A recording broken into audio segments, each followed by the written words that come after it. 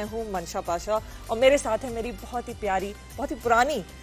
दोस्त जाले सरहदी। और ये बहुत ही एक सही दिन है जो मैंने ये आपको इंट्रोडक्शन दिया, मेरी पुरानी दोस्त, क्योंकि आज का हमारा टॉपिक है दोस्ती की अहमियत और जो खूनी रिश्ते नहीं होते उनकी जो अहमियत होती है। और बाज़ दफ़ा हम अपनी ज़िंदगी में यही करते हैं कि हम अपने जो खून के रिश्ते हैं उनको बहुत ज़्यादा तरजीह देते हैं, उनको बहुत ज़्यादा अपना टाइम देते हैं, लेकिन जो हमारी दोस्ती के रिश्ते होते हैं और जो और मज़ीद हमारी ज़िंदगी के रिश्ते होते हैं उनको अहमियत नहीं देते हैं। व्हाट डू यू थिंक यार? एग्जैक्टली किसी ने बहुत खूब कहा था, दोस्ती ऐसा नाता जो सोने से भी महंगा। अब इसका मतलब ये नहीं है कि आपने इसको कैटेगराइज कर लिया और इसको आप बेचने के लिए निकलेंगे मार्केट में और आपको जो है उसके एवज में जो है वो या तो दौलत मिलेगी या आपको उस मटीरियल गेन होगा।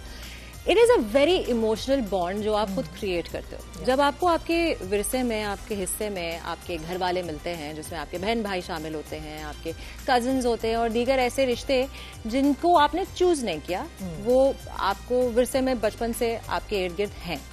जब आप दोस्ती करने निकलते हैं, या दोस्ती भी, और मैं तो मंशा ये भी कहूंगी कि जिन जिन लोगों के साथ आपकी एसोसिएशन होती है, जैसे हमारे सेट पे इस वक्त बहुत सारे ऐसे लोग हैं जिनके साथ दोस्ती हो गई है और बातचीत हो गई है और हम बिकॉज 30 दिन यहाँ गुजारेंगे तो उनके साथ कोई ना कोई रिलेशनशिप बॉन्डिंग हमारी होगी। तो जब आप वो करने के लिए निकलते हो तो उसमें आपने एक्चुअली खुद से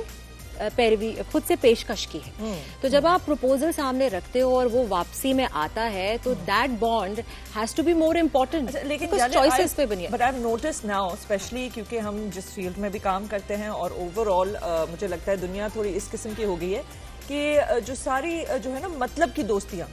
कि आप किसी के साथ मतलब की दोस्ती कर रहे हैं कि अभी आप उसके साथ काम कर रहे हैं या आपको ये नजर आ रहा है कि आपका उससे कोई फायदा निकल रहा है, तो आप एकदम से उनके साथ बहुत ज्यादा चमी हो गए या बहुत ज्यादा दोस्ती है, और फिर बाद में जब वो चीज हो गई है या आपको मिल गई है तो उनके मैसेज का भी रिप्लाई नहीं। मैं आपसे यही तो इनिशियली मैंने यही तो कहा था कि मटीरियल गेन जो है फिर वो दोस्ती नहीं होती। दोस्ती होती है इमोशनल बेसिस पर। अगर मैं मंशा और अपनी दोस्ती की बात करूं तो हमारी दोस्ती हुई थी एक बॉन्ड पे कि हमने साथ काम किया था, ठीक है, और काम तो बहुत सारे लोगों के साथ रोजाना होता है, लेकिन कहीं ना कहीं हमारी मॉरल एथिकल वैल्यूज मैच की,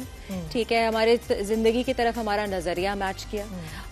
हम लोग किस तरह से और लोगों को ट्रीट करते हैं वो मैच किया, वो बहुत जरूरी होता है। मैं इसमें जाले को भी क्रेडिट दूंगी बिकॉज जब मैंने ज्वाइन की थी तो मुझे याद है कि मुझे ये भी नहीं पता था कि मुझे कितने पैसे मांगने चाहिए, मुझे